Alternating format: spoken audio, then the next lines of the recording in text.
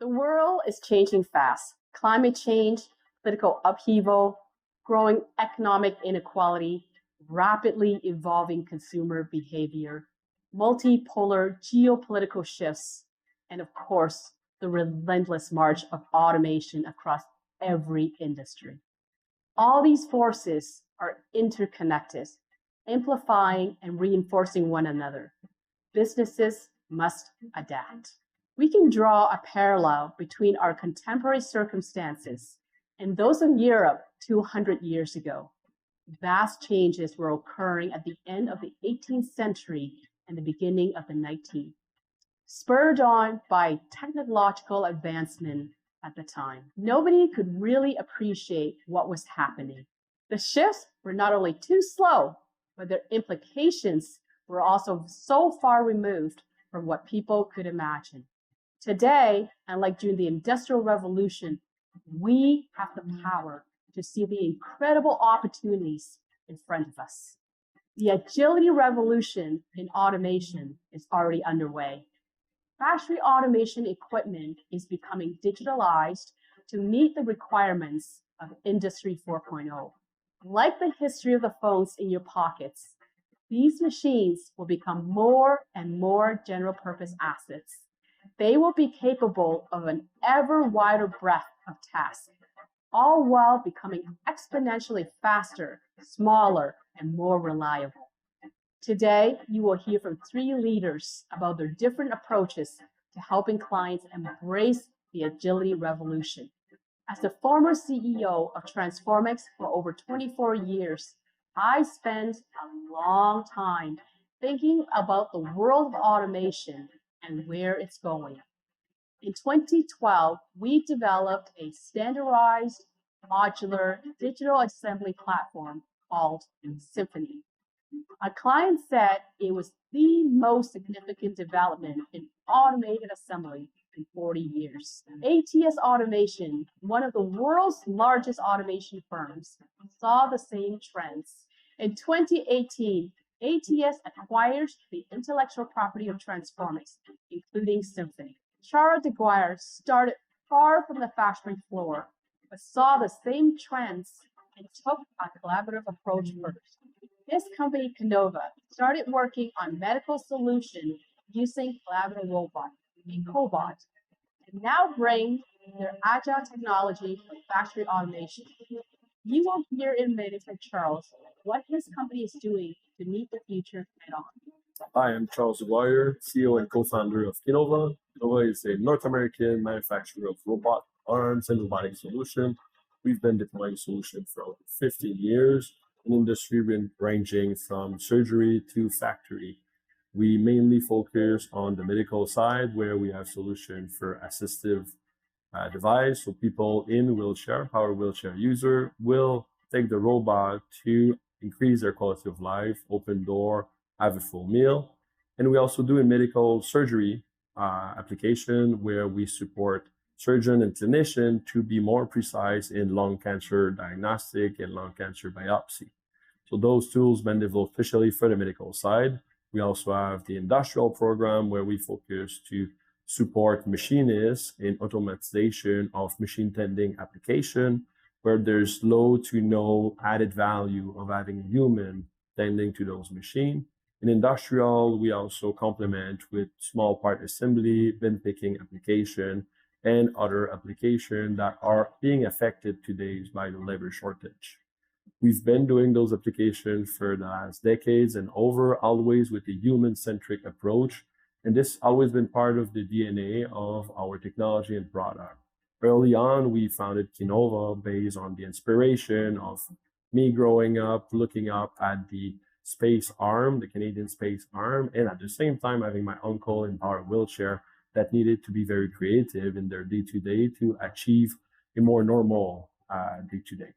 We quickly put a first product to address that specific need of my uncles being in wheelchair. And today, this human-centric approach is following us. And this is why we propose to be together in robotic with you. Whatever your challenge are, we're going to be there to solve.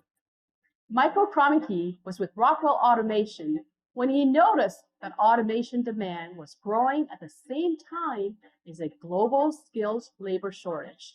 He decided that in the agile revolution, the interests of the machine builders and manufacturers need to be closer aligned by developing an equipment as a service business model. It is a pleasure to be sharing the stage with Peng-Sang Cau and Charles Deguire at ATX this afternoon. Both of their teams are bringing new technology to traditional manufacturing processes that help companies achieve the agility revolution that Peng highlighted. As we jump into the discussion about the potential of this technology, it is important to remember that the tech is only one aspect of the agility revolution. For our industry to fully realize the potential, we must also consider new models for how the technology is monitored, managed, and linked to performance outcomes for our clients. At SteamChain, we've built the industry's first machine-as-a-service platform for managing performance-based contracts, and we believe this is an essential element enabling the agility revolution. I look forward to the discussion this afternoon. The world is changing fast. The impacts on automation are already apparent, and the agility revolution will continue to be felt in the years ahead. Charles, Michael, and I are excited to speak today about what the future holds and how to benefit from it. Let's start watching this change happen on the sideline, and let's be a part of it. Hello, everybody, and thanks so much for stopping by. We got a terrific panel today, as you could see from the video, and so that makes my job easy. I just get to ask cool questions of these three excellent panelists.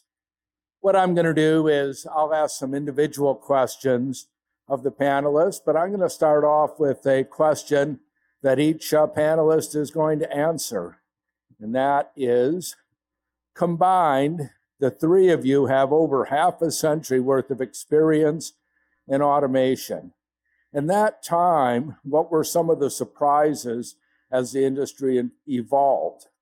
What did you think would happen in automation that didn't, and vice versa? And I'm going to start out with Peng. Good afternoon. I think it was about 15, 18 years ago, I remember talking to a global company. And one of the things we were talking about is a factory where lights out, right? So you have all these automation system, and literally it's just program and one or two people just there. And it just light out, building large volume, ship globally. And that never really happened. And I think, in many ways, I think it's a good thing that didn't happen, considering what happened with the COVID situation about 2 years ago. So I think that was what I thought would happen about 18 years ago, and surprised it didn't happen because it was moving that direction. Global supply chain was the big, that was a movement at the time. And for me, yeah, that was what different. All right, thank you, Peng. Charles?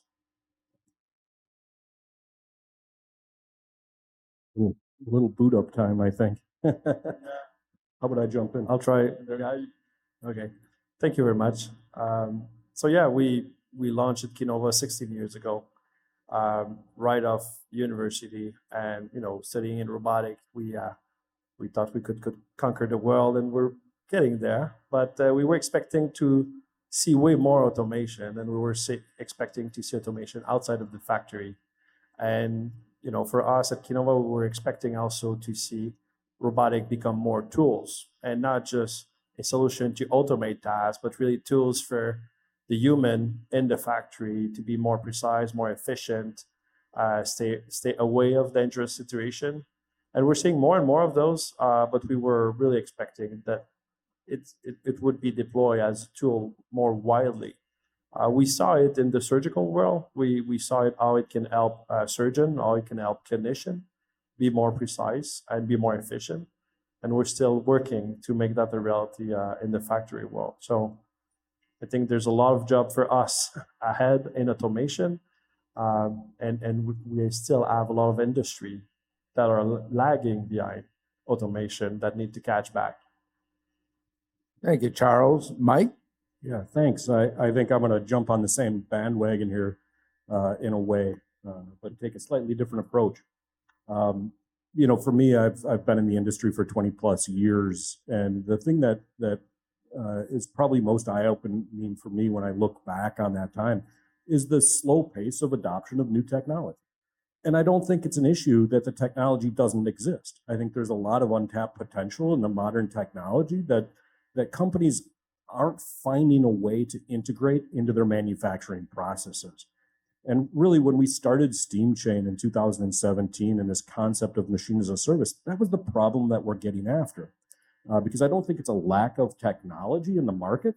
I think it's the business models by which that technology is transmitted and transferred to the end users, and how it's supported and how it's monitored and maintained, so that the outcomes for the end users are really where the value is created. Thank you, Mike. I have a question here specifically for Peng, and that is, you have a remarkable story of grit and picking yourself up by the bootstraps as an immigrant to Canada. How does this affect how you approach change and see the future of your industry? So I'm going to give you a little story, and then I'll answer that question. So in, what's it, about 2012, 2011, went through some really challenging time. I was going through an ugly divorce. My company had lost 92% of the revenue. I was being sued. And you can imagine there were days that were challenging. We have little kids looking at you and how are you going to fix, making sure they're not hurting, and employees wondering what you're going to do to protect their jobs and fighting a lawsuit. And my sister said to me, "You've gone through 2 wars and a refugee camp. What can't you do at this point?" And that perspective is the way I think when it comes to innovation. Innovation is about taking risk. It's about taking chance. It's about imagining how you can be the leader in your industry to beat the competitor, to win more market shares, to grow your organization. And when you have that kind of perspective, as long as you think through what those risks are, mitigate those risks, there isn't much that you can't do. And that's always been my philosophy from the get-go. And that's how I think when I think about the future. I think, what is changing? What consumer behavior is changing that then affect us in manufacturers? And how can we win? How can we bring value to our customers? And that has driven the way I've been thinking about the future and what needs to change. Thank you, Peng. I have a question now for Charles. And that is, Charles, at Kinova, you strive to build machines that have human-centric purpose. Is this going to become easier or harder as automation evolves in the coming years? Thanks, Rob. I think it really depends for who. For us at Kinova, building human-centric machine, is part of our DNA. We have customers in the assistive program. So those are kids or adults from 6 years old to 86 years old that are using a power wheelchair and using a robot every day to pick up things on the floor or serve themselves a glass of water. They know nothing about robotic. So being human-centric in our robotic application was pretty much the core of the project. And now it's a great product. We distribute in 40 countries, and they push the limits of what's possible with the robots, and they teach us about what can the robot, or what should the robot be doing. So for us, now that we're designing industrial application, we still have those customers. We still serve them every day. Remaining human-centric is going to be easy. And we see a new generation of those roboticists, robotic manufacturers that are nascent and evolving with this new type of DNA. It's a bit different. I would say for the legacy industry, they're learning quite fast. Very impressive what Fanuc been doing with their cobot. They're expanding fast their cobot solution. Universal Robot is also expanding very fast their solution. And they all bring within the cobot world this human-centric approach. I think that is very beneficial to widening the automation and the accessibility of automation. So I think everybody needs to get on board with being more human-centric, because what could be automated, I think is being automated at the moment, and the challenge is what's not automated yet.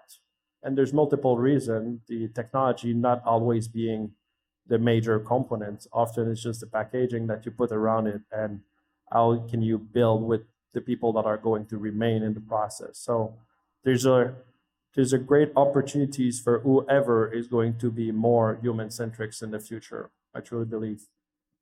Thank you, Charles. I've got a question here for Mike now. I remember it wasn't many years ago. It was at the end of this show, East, which was the New York show. My editor-in-chief at the time turned to me and said, "What have you learned that's new at this week's show?" And I said, "You don't have to own the machine anymore." And that was a shocking idea at the time. And I've got a question for Michael that goes right into it, and that is, you and your company, SteamChain, are at the forefront of something called Machine as a Service. Could you explain this concept? Yeah, thanks for the question. Machine as a Service is just a different way to think about how to acquire technology. And when we kind of get back to the discussion about what prevents more adoption of automation technology and how do we move forward into this future of more highly automated systems, the issue isn't necessarily the lack of technology or the capabilities of the technology. It has more to do with the capabilities of the end user to absorb that technology and to bring it into their facility in a way that they can be successful with it. And the thing that always struck me as interesting is that there are solutions to that problem. But the way in which machines are bought and sold today do not facilitate that longer term relationship between the people that supply the technology and then the people who have responsibility to optimize the performance of that financial asset over a life cycle.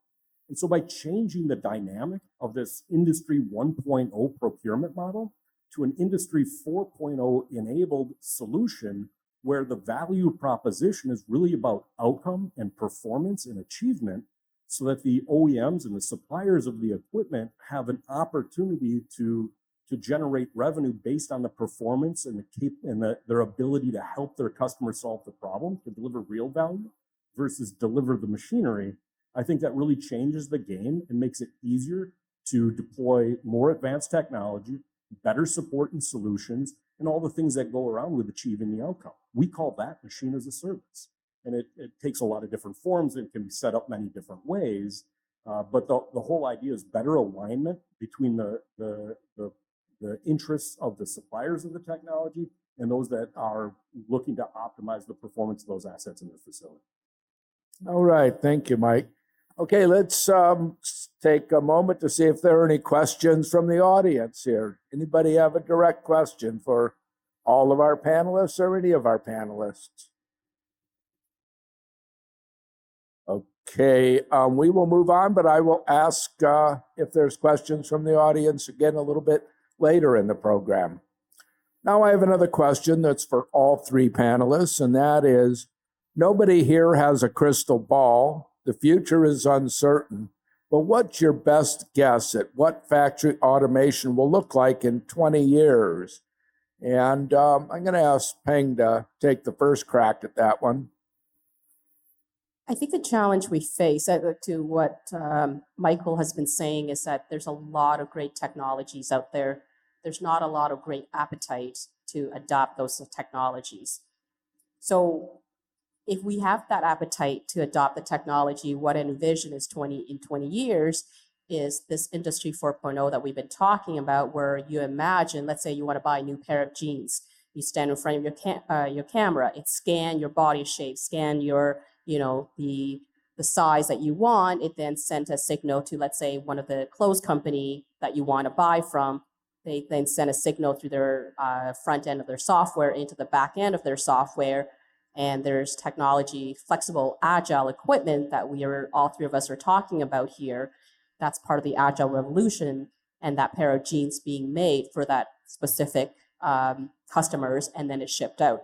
And again, going back to what I said earlier about lights out, when I was thinking about that, 20 years before, 18 years before, now instead of like these mass production the skill sets in the factory would be a lot higher skill level, in the sense that the operators is not someone sewing the pair of jeans, but rather operate the equipment to be able to make that.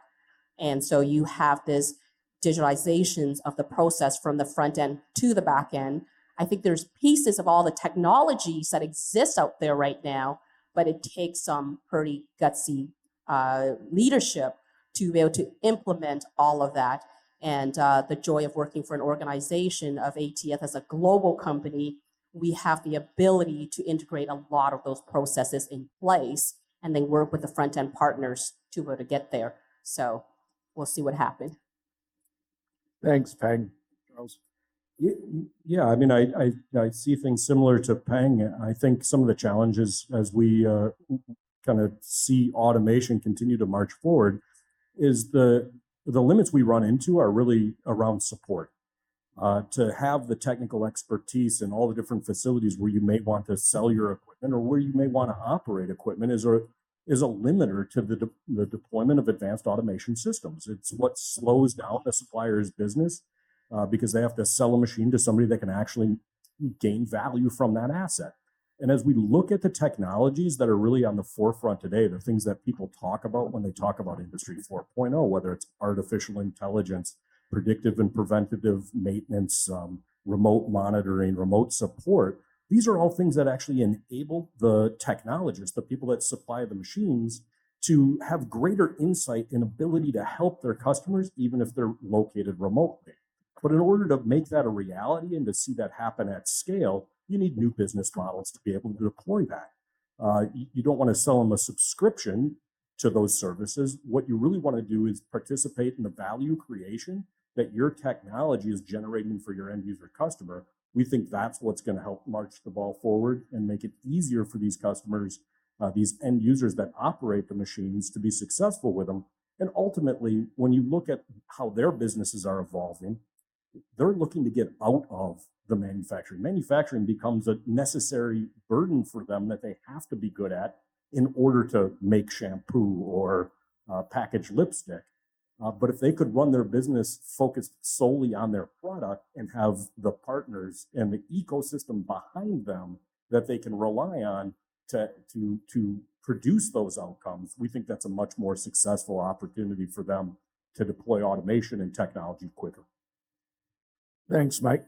Charles? Thank you. I think looking forward 20 years, I look backward 20 years first, and I'm not satisfied of what we've accomplished in the last 20 years. I think we need to go a lot further than that for the next 20 years. 20 years ago, we were expecting AI and smart automation and standardization and modularity of our system to be already out there. And it's getting better. We're getting more modular system. We're getting faster to deploy system. And in the industries that are really automated, we're getting faster, more efficient system. But I think we lack on all the other industries that are less automated. And that in the next 20 years, what needs to happen for them to be more automated, we need to be more nimble. We will need to develop more technologies that will address those different needs. So it's not just AI, but it's accessible AI. And it's not just, modular automation, but it's accessible modular automation. If we think in terms of volume, the car industry, the automotive industry will remain highly automated. The electronics also will remain highly automated. And they'll get faster robot, more efficient, smarter, that's for sure. The big change I expect to see is the smaller shop. The rural shop that today are being hit by labor shortage, they were not forced to automate 20 years ago. Now they are forced to automate. And there's pressure on this supply network that is supplying automotive industry, aerospace industries, the pharma industries, but there are smaller players and they had the luxury for so many years not to automate. Now they have this big pressure on their shoulders, and we're all saying, let's reshore some of the manufacturing, let's have it made in North America. If we want to be serious in that trend, we need to help them automate. We need to make tools that won't require a PhD in robotics or a master in robotics for them to get going with automation. So really accessible solutions that are going to be evolving with them. So for me, the future of factory automation are, a network of smaller factories that are highly automated, way more than what we have today. And even, in the furthest region you can imagine, in the center of the US, and they're going to get surprising at it in the next 20 years, that's for sure. And they're going to get connected with their partners, with the supply chain, fully integrated, not just for the sake of the supply chain, but for sharing the data on how to optimize their automation. I'm seeing, robotician of today, where we get highly trained robotician of tomorrow, from high school, they're going to start to automate, and they're going to change the face of their family business within not even a generation, within a few years. So I see a constellation of smaller factory, highly automated. Thank you, Charles. And I'm going to go to individual questions again. I have one here for Peng.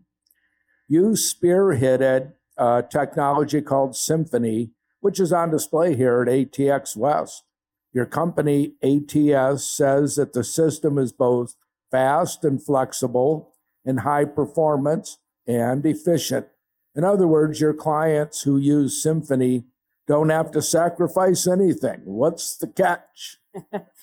It's magical. No, I'm just joking.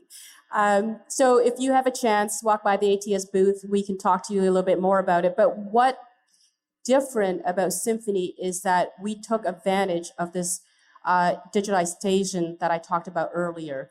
We remove a lot of the big mechanical system or mechanical dial and mechanical cam in traditional conventional assembly equipment. So because it's all digitalized, it allows the flexibility that is required to adapt to the agility revolutions that we've been talking about. And again, because it's digitalized, we can go as fast as continuous motion machines, or even faster in some cases. So, the traditional conventional assembly equipment, you actually have to pick speed, which is continuous motion, or you pick flexibility, which is pallets and robots. You don't really have a choice between those two. With Symphoni, it's a bridge between the two. So you can go with you can have the high speed, the high performance, high efficiency, all because of digitalizing the entire technology. Thank you, Peng. Yeah, I'm going to jump on that too, just to mix it up a little bit, because Peng and I first met many years ago when I was in your facility at Transformix, and it was eye-opening to me, her vision for this concept of agility, this concept where you don't have to sacrifice speed in order to achieve a flexible manufacturing outcome. Where you can make multiple different parts, you can change over very quickly. It's all digitized and push button control. And to me, that really is the solution for how we scale automation into these factories. It can't be purpose-built machines. It can't be heavily customized for each application. That's what slows us down. And the new technology and the stuff that Peng and her team have done with the technology have really shown that path forward. And I think that's what's ultimately going to kind of get us over the hump and really get to scalable, modular, globally deployable solutions that solve some of the underlying problems that we have, especially now when we've got so much geopolitical risk, so much supply chain risk, global pandemic, and everybody's trying to figure out what's next. Everybody wants to be able to have that agility, but not sacrifice the speed and the per unit cost. And I think the Symphoni technology is a great embodiment of that principle. Thank you, Michael. And the other issue that we dealt with, because we were, exporting globally, was, and you see this, right? It's not just the U.S., it's not just Canada, but the challenge with technical labor resources.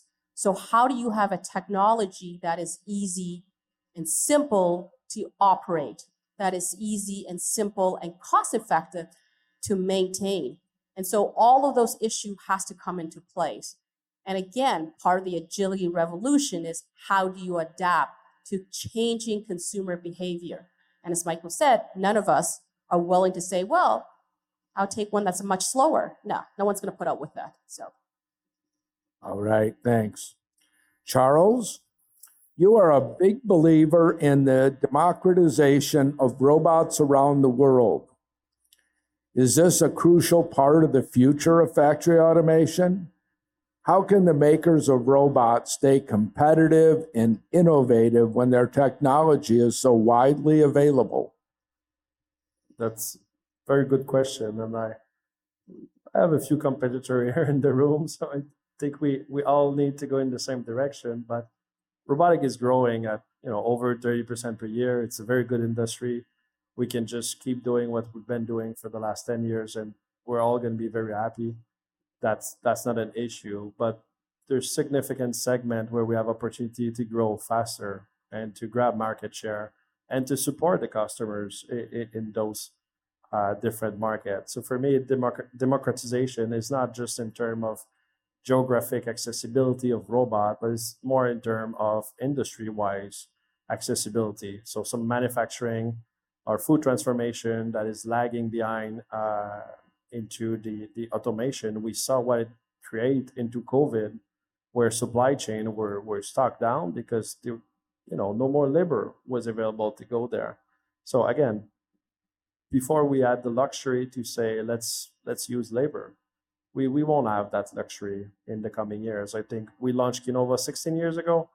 We saw the demographic curve and we're like, yeah, robotic is a good place to be. We're gonna lack people in the future to do basic jobs. So we better decide where we want to have human. And we were discussing that, in daycare, at schools, and nursing home, you want human, you don't want a robot there. But in the factory floor, everything that can have a robot, you need to get going with that. So democratization is not just for the sake of opening up robotic to people. It's really as a society, as a project, as a community, saying we won't have enough body to fill all of the jobs. It's already the issue. It's only going to get worse. So if we are to decide where we're going to put body, then better be in nursing home and daycare and to take care of human.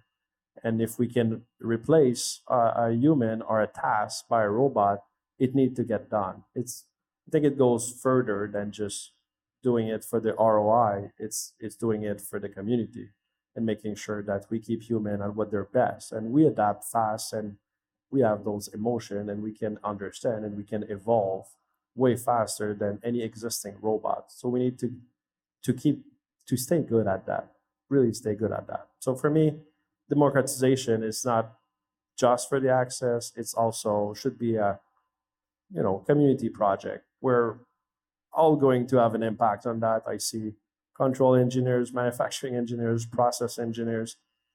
There's not enough of us already today just to fulfill the existing need in North America. So we need to work better together. Thanks, Charles. We have a question from the audience here.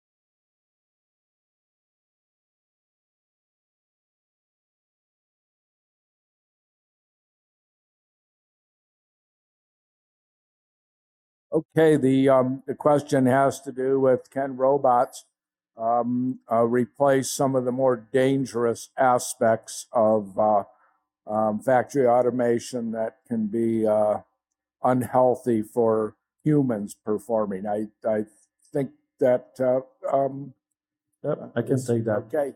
Very good question. I think as roboticists, we can break those challenge down, into numbers. But if it's efficient to robotize something that has high cycle time or low cycle time, but a lot of cycle per minute, then you look at small fingers, like you say, where the cycle time is not that big. The ROI, if every station is like 500K or a million per station doesn't make sense. So we need to bring automation more affordable, then it will make sense to robotize, and we can look at it very in a metrics way. Each time we make it more affordable to robotize the task, then we will widen the market it can be used. And we had quite a challenge. When we started an assistive device, fitting a robot on a wheelchair for people to use, you cannot make it 100K per project. You won't get there. So it needed to be 25K per project. But it's a full integration every time. It's a different, every person is really unique, and every integration is really unique. But for 25K, you need to add a robot and integrate that. So it was possible, 10 years of development, blah, blah, blah, we get there. But I think for all of those tasks where I was saying earlier, the robot is a tool versus the robot is automating the task, will enable, I would say, more collaborative automation. And we're seeing project in nuclear plant, and we're seeing project in toxic waste management facility where reshoring of those tasks are forcing automation of those tasks today. We hope and expect that this automation will also be exported in the future, but those are challenges we need to tackle, head on. I see the issue as an economic one, right? And certainly I think everybody can agree that you don't want anybody to have to do jobs that are unsafe, unhealthy, anywhere in the world. The unfortunate circumstances today are that's the most cost-effective way to get it done. And unless you solve that with regulation in all countries in the world at the same time, which I think we can all agree is probably harder than automating it, even though that poses its problems. So what prevents us from being able to find successful models for the deployment of automation systems to do those jobs? And I think that really speaks to the agility revolution and the collaborative robots that can be repurposed, that can scale. So you're not asking somebody to make major capital investments with an uncertain future where they can just as easily, and maybe it's a little bit more expensive, but I'll put labor on it today because I look at the math and it just doesn't justify the automation. Because it's custom built, because it's hard to support, because of all the reasons automation is difficult. How do we use the technology that we have today, whether it's Symphoni or it's collaborative robots, and how do we create the business models so that those become the more advantageous economic solutions? You really have to look at it from a financial perspective, choose the right technology, set up the right business models, and scale into solutions for those problems, because I think we all recognize that that's a better solution and it's a better world for everybody when we get to that point. So no solutions yet, unfortunately, but I think the technology that's at play today ultimately is going to lead us to a world where things become a lot more streamlined, a lot more flexible, a lot more agile. Okay, Peng, did you want to address that too? Not much. I mean, these guys had made a lot of great comments, but it boils down to the more cost-effective automation's going to become in, North America, Europe, and it become cost-effective. The higher the adoption rate, the cost going to go down for machine builders. Then it's easy for the other countries then to look at the cost versus value, right? And it'll make it easier to adopt. I mean, I hate to say it. I mean, 25 years ago when I first started in this industry, I was calling on a company that was soldering circuit board. And there was a plant manager, verbatim, I'm going to quote him. He said, the best chip solderer are little Chinese girl with their dexterous fingers. And I mean, saying this to me, right? But you look at that industry, it's all automated now. And because we create it so that automation become cost effective. So that's the reality. Thank you. I have a personal comment on that one. I grew up in the Detroit area when anybody who wanted a factory job could get one. And I lost the tip of my thumb to a spot welder when I was 17. And it isn't just automation systems that have ended a lot of that. It's also safety systems that are built into the automation. I've been very impressed, since this does have a personal ring for me, at how safety systems are preventing a lot of the danger that were normal in plants when I was growing up. Other questions from the audience?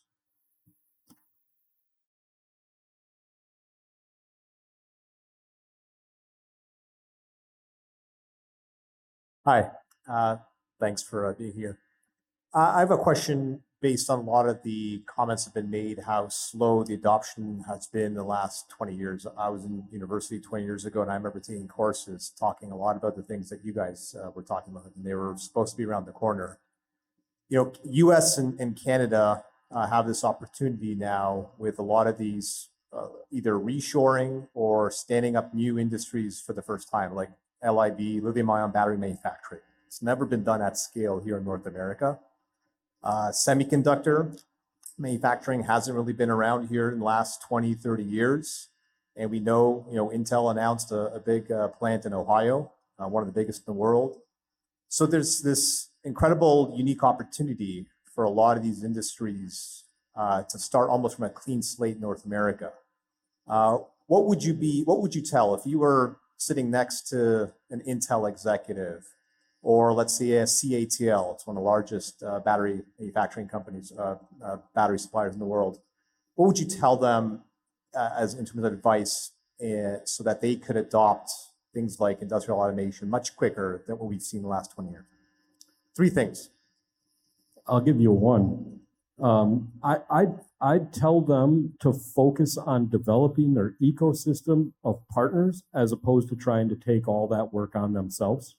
I'd tell them that they can't build it alone, and it's really a bigger problem than any one company is going to solve, and that working with suppliers like you're seeing at the show here today is really their best bet, and it's the best for the country, it's the best for the industry, it's the best way to move forward, because I see a future where there's a lot of specialization around processes, but that specialization doesn't necessarily need to be at Intel anymore. Not every company needs to develop their own manufacturing processes. They should rely on their suppliers to do that for them. I would tell them to look for standard technology that is reduce the risk, modularity. It's going back to that flexibility we talked about. I would look for a automation partner that has the ability to take it from the front end all the way to the back end. I see it too often, and maybe not an Intel, but smaller manufacturing company where they look at only the price of the equipment and not consider the after sales service and support and whether or not that's going to be there and available when they need it. So, and look at the project management, look at the risk assessment. Those are all key to success if you want to automate. And it's a long-term relationship to what Michael's talking about. It's truly, when you're looking for automation, you're looking for a partnership, not just a vendor. So make sure, it's like a marriage, find the right partners to be successful. And I don't think Intel need to be convinced on automation, but let's say other CEOs that might need to be convinced on automation. For me, it's design for automation. If you adopt automation, then your design and engineering team can understand what that beast is eating, and then it can do better design for automation. And then it's all the other aspects that you get within automation with the data collection and the traceability. And I come from Montreal. AI is super big in Montreal, and everybody's searching for data everywhere. And you have companies that say, hey, I want to adopt some new AI process. If you don't have the data, if you don't have high quality data, what you can do with AI is suboptimal, let's say. But through automation, you also automate the capture of data, the high quality data. And those future trends, you'll be prevented from those trends if you don't start to automate today. And if you don't design your future product to be automated, to be built automatically, then you're going to miss out, and you're going to not miss out a few dollars on your ROI, but entire trends that you will be just excluded from. So for me, design for automation, accelerated by the fact you adopt automation, higher quality of your product, and future features and future automation trends that you will be able to connect with. But again, I think at Intel, they get it that you need automation. All right, Joe, that concludes our presentation. Thanks so much for coming out, and a big hand for Peng, Charles, and Mike.